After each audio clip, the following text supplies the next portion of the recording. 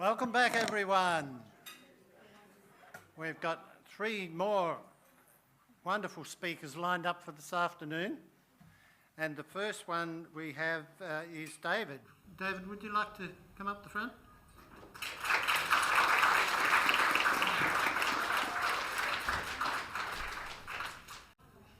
David is talking about restrictive practices. Over to you, David. I'm going to speak about Prader-Willi syndrome and restrictive practices.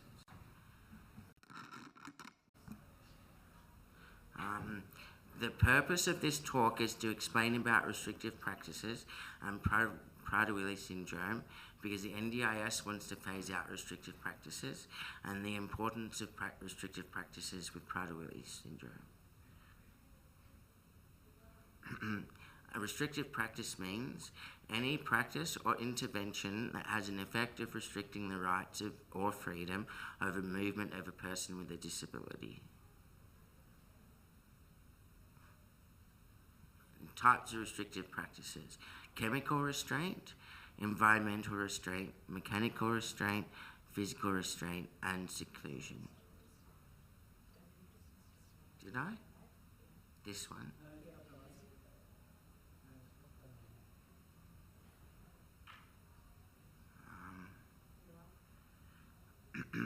Environmental restraints. We are talking about environmental restraints in particular, as there's common restrictive practice for people with Prader-Willi syndrome.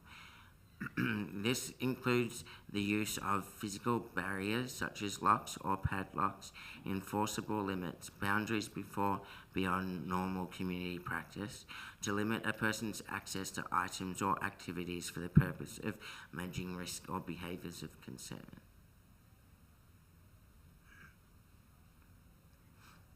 Why we have restrictive practices. People with Prader-Willi syndrome constantly feel hungry due to part of the hippocampus not functioning properly. They might tend to seek food to satisfy their hunger.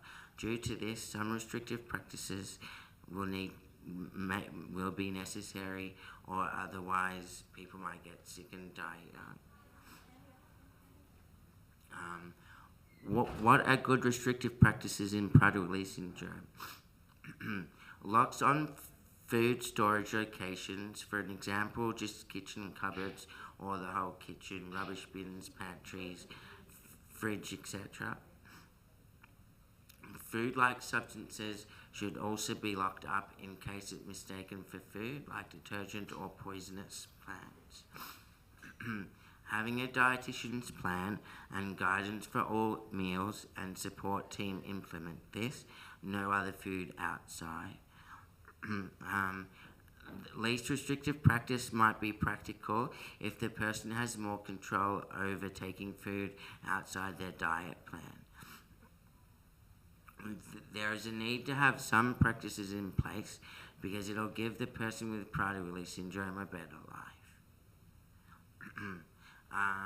Behaviour support practitioner role.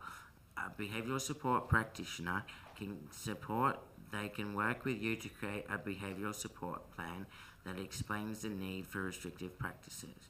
The plan can include reasons why it's important to have these things in place. It can help the NDIS understand the need for those practices. The Quality and Safeguards Commission may check on the plan to make sure that the practices are in place and needed and not excessive. Now we're going to have a discussion about what you've heard about restrictive practices. What do you think? And are there any restrictive practices helpful for people with Prader-Willi syndrome? And what sort of practices are helpful?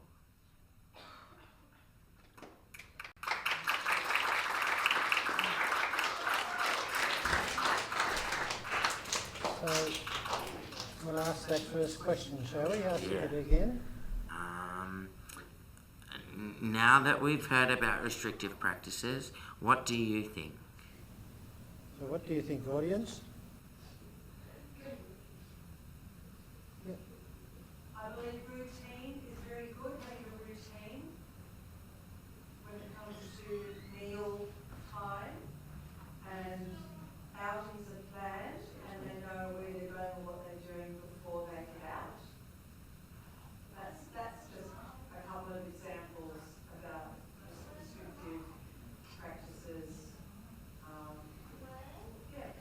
David, would you see that as a restrictive practice or a behavioural support plan or what?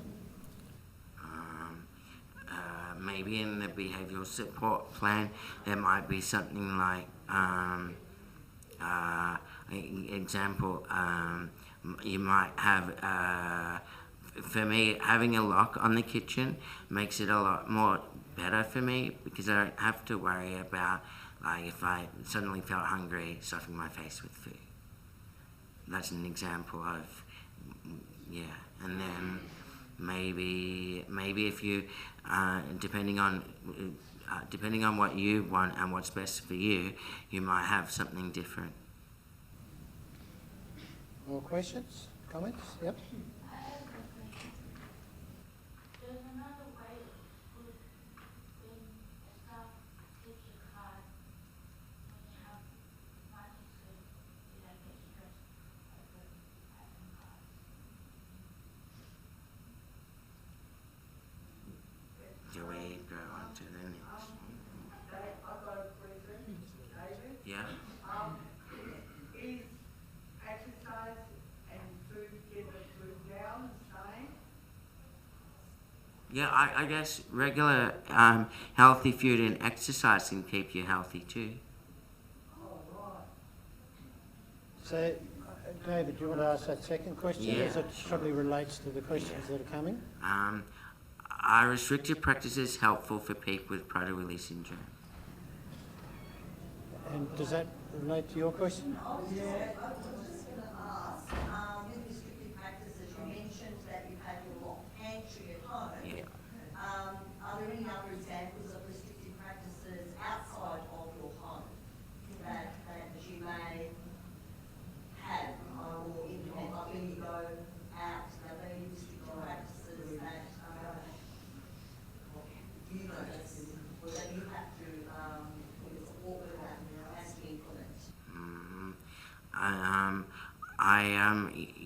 Usually there's a house card that has money on for the residents, and we might use that to buy clothes or shoes or maybe a coffee or something. So that's a restrictive practice that's outside of home. Yeah. Similar to what Sarah said, isn't it? Having other people mind your cards for you. And David, do you go out much on your own without a carer? I do go out by myself sometimes without a carer, yeah. Question up the back there. Yeah.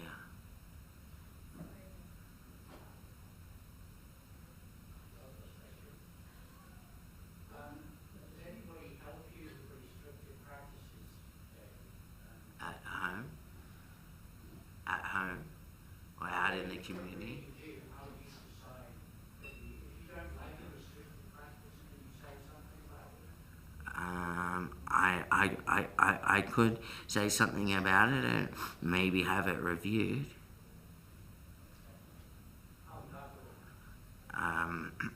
I guess I'd have to get in contact with my behavioural support person and we sit down and have a discussion about it. David, can I ask a question? In Victoria, this is a little bit different to New South Wales. Are restrictive practices reviewed every year? Yes, yeah. And can I just explain that the reason they're reviewed every year is not just to make sure that they're restricting the things that are needed for the people with PWS, but it's also to make sure that those restrictive practices are being put in place appropriately, effectively, and not too much. So it's reviewed every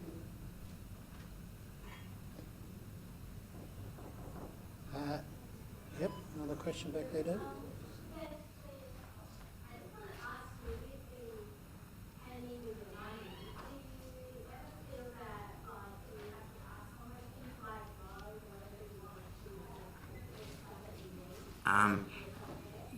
Yes,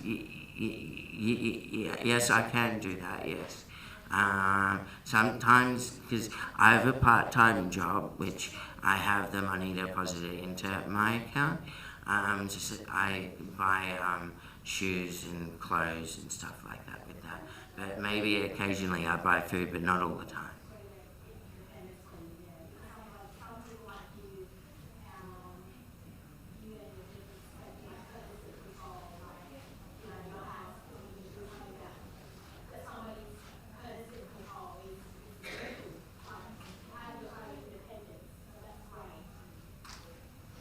Do you sometimes buy things that perhaps weren't very wise, David? Yeah, sometimes.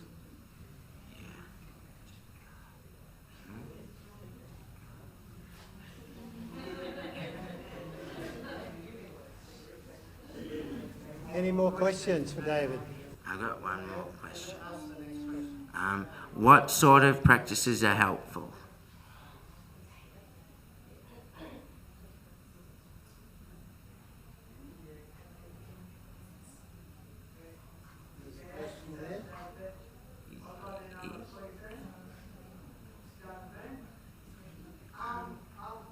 Half is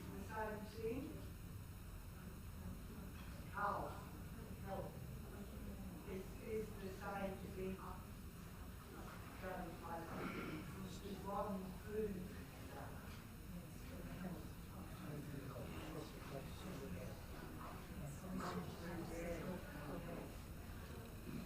Yeah, yes, they can. Yeah. Someone else. Yeah. Yeah. Go ahead.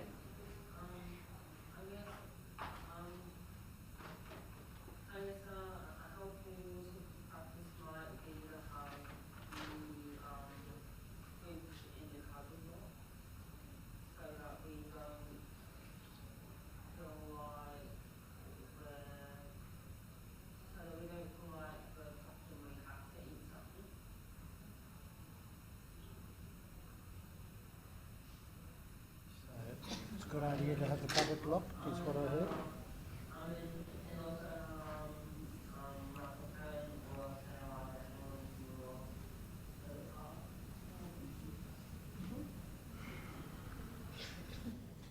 Now, I'm going to ask just the people living with PWS, have a think about this for a moment.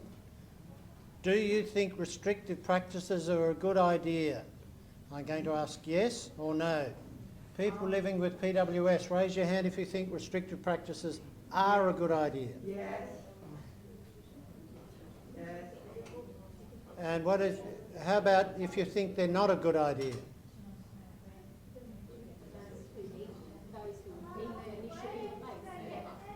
Because, as you know, the NDIS is trying to cut them out.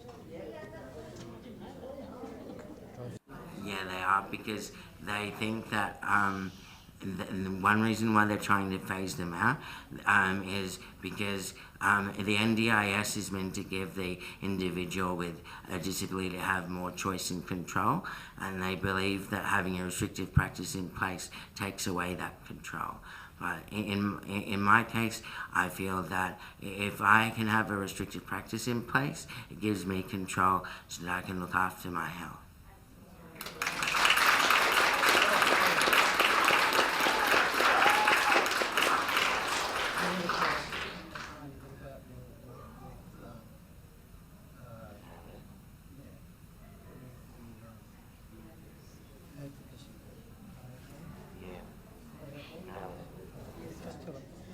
So I'm just asking David if he wants to mention his work with Valid while we've got...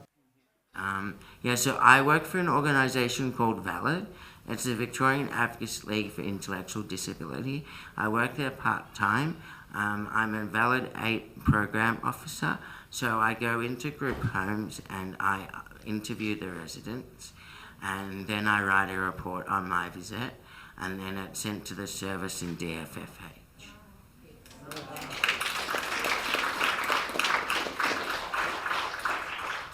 Are there any more questions about the speech or now about Valid? I have one, David. Yes.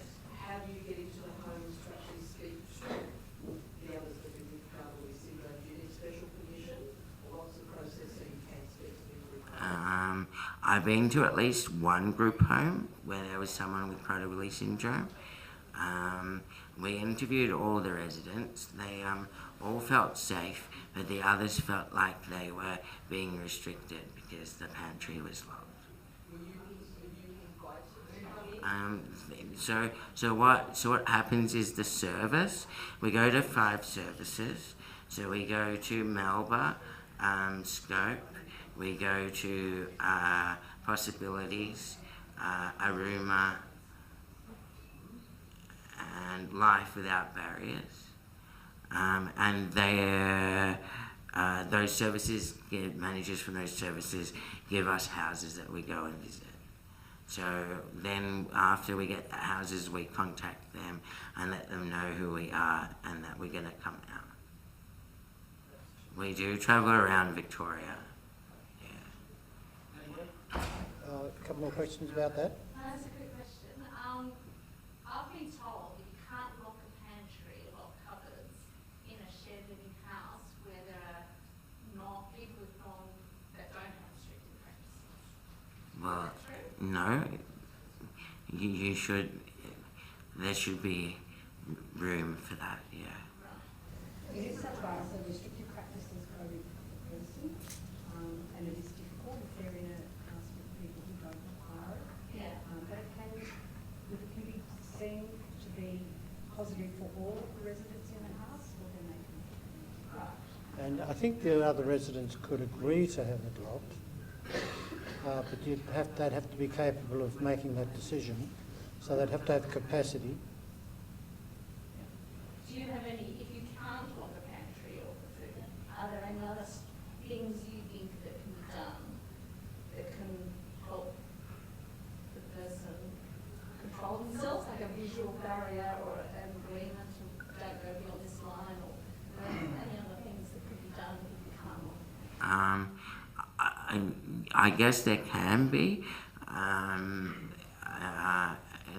An example might be that they have, if the other residents in the home like to eat, I don't know, treats or something, that they would eat them when you're not there and that they're out of reach and that you have access to the food, and then the staff should be able to help with food so it makes it easier. But they have no right to say, you can't have restricted practices in this house because the other residents don't need it. Because they can have ways that their staff can help them get access to food when they need it. And a while ago there was an NDIS rumour, I don't know what, that people with PWS didn't need restrictive practices. All you need to do is tickle their feet all day. And then they wouldn't think about food. And you didn't Which was totally absurd, because I also do some work with the NDIS Safeguards Guards Commission, and we were talking about restrictive practices one day, and they were talking about primarily in restrictive practices, so that we don't need restrictive practices, and I said that you really do need them, and this is why.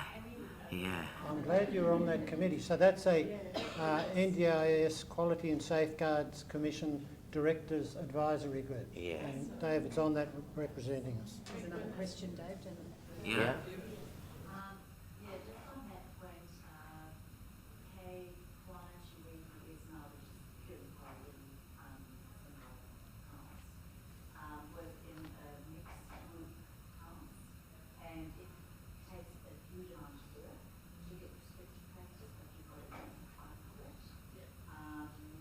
The ways in which doing it in this situation as well now is maybe just be aware. So it's okay with when this temporary similar in our house, we managed to get lost. We then managed to get alarms and time call, which made appreciation because you've got to pay for the washing and all the lunch.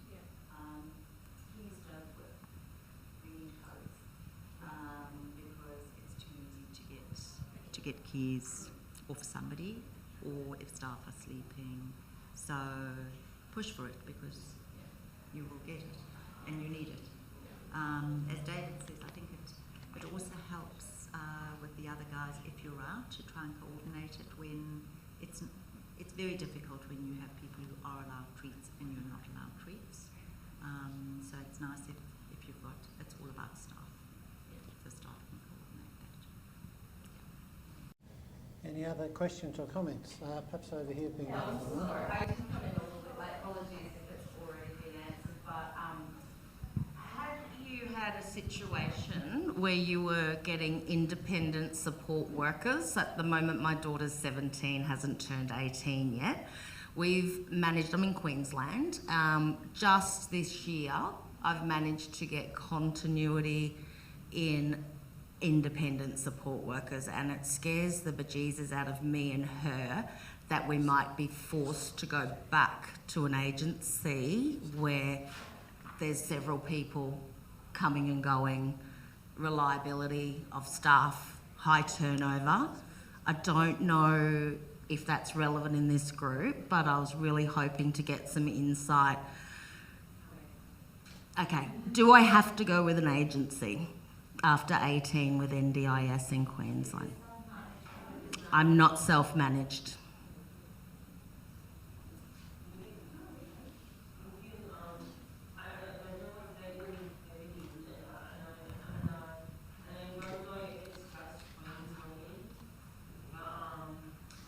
Workers that work for OWLA, which is actually a great company. They accommodate people really well. I've had a carer who I've known since nearly, actually I think my whole entire high school life, and he's absolutely amazing. And there's the people who work in the background are awesome too, and they work with you, so I would look into OWLA, but I really don't know if they work in other states. I hear what you're saying. It's really difficult when each state has a different health system or schooling system. So, you know, I'm kind of just trying to piece together, I'm in Queensland, we're stuck here. How do I navigate to make my daughter happy because she's tried? Do you know any other people with the same? Yeah, I'm with a great organisation that's based in Queensland who have opened up just this year. There's no group accommodation available? Not that I'm aware of, that would be suitable for her. She's very high functioning. She's finishing grade 12 through a mainstream system, because there was no other choice. And that's been challenging. Keep searching, because of the group situation now that she's going into young adult would really benefit. I think so, and I think Blind actually have helped me so much. Oh, really? Well, I've only been with them for less than a year, but I knew I was chronically underfunded, but I just didn't have the right words or know how to get to the right people, and felt like she looks so fine. That's that invisible, and she says all the right things. She's fine. It's all right, David, you can take the floor. So have you had that experience being high functioning yourself, people not recognising the internal difficulties that you're having? Yes, so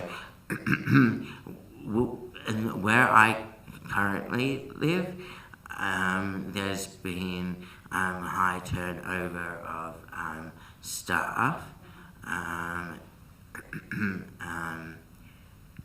and sometimes staff that come in, they might not, they might be agency and they might come in a couple of times, but they just don't understand about the condition properly.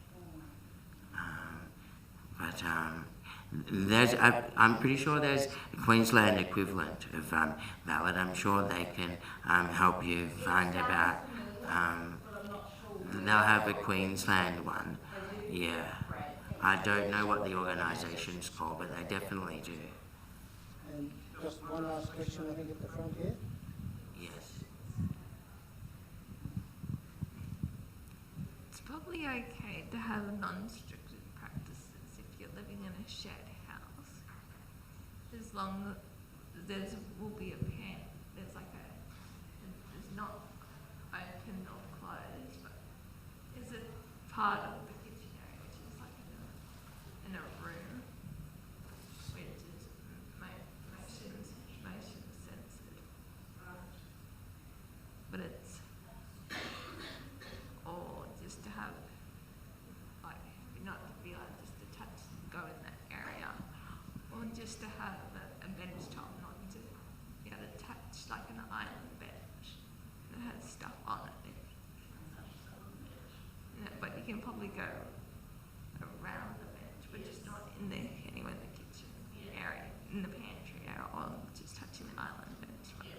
Well, restrictive practices, I can say, it depends on the person because everyone's different. So you might have different ways that you want to tackle it. Well, So it's not,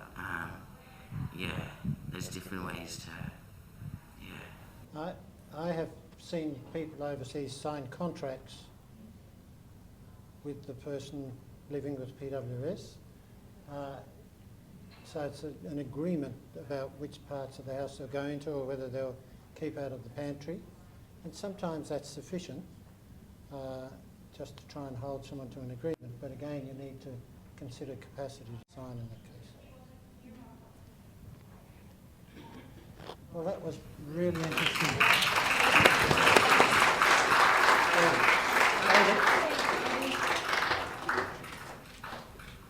Thank you so much, David, and we're delighted to have it straight from the mouth of someone living with the syndrome. And good luck with your work on the Chairman's Committee of the Quality and Safeguards Commission.